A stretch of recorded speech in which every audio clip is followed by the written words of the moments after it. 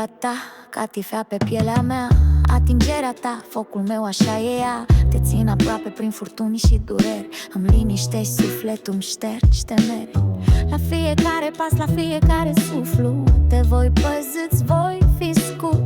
În fiecare jurământ rămân adăpostul tău zi de zi.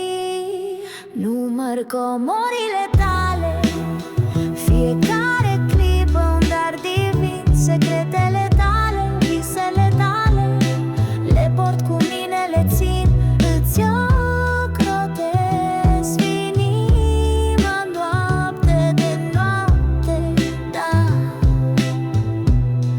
Număr comorile tale.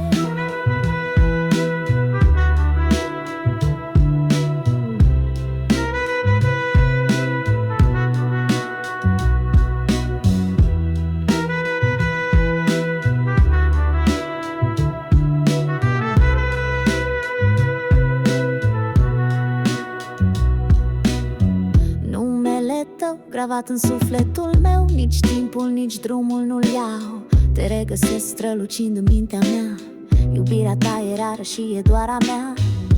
Dacă lumea cade, se stinge, mă sprijin de tine din nou. Când speranța dispare, te țin strâns, nu te las deloc. Număr comorile